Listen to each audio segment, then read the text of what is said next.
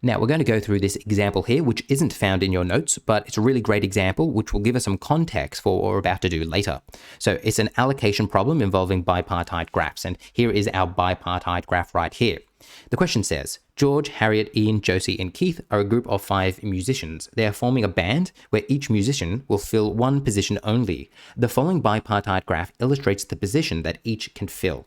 All right, part A says, which musician must play the saxophone?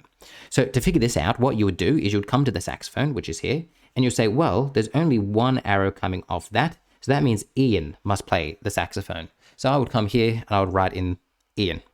Ian must play the saxophone. All right, part B says, complete the table showing the positions that the following musicians must fill in the band.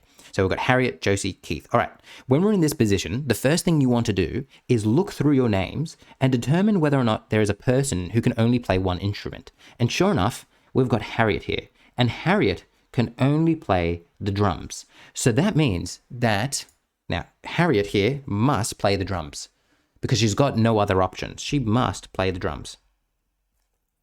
And then the next thing you want to do is say, all right, well, who else can play the drums? Well, do you see here that George can play 2 instruments? George can play the drums and he can play the guitar. But the drums is now taken. So that means that George has only one option now. He can only play the guitar.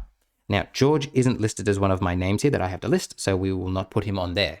But now we come to the next one. All right, if George must play the guitar, who else plays the guitar?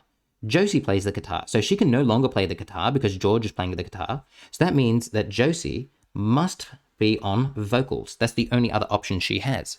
So let's come over here and we'll put vocals for Josie. Perfect. And then you keep on going. So now let's see if I have another highlighter color right here. We're going to have to pick an ugly color. We're going to have to go with orange. All right. This says that the other person who can play vocals is Keith, and Keith, the only other option Keith has is the keyboard. So that means Keith must be on the keyboard. So Keith, keyboard, because he can't be on vocals.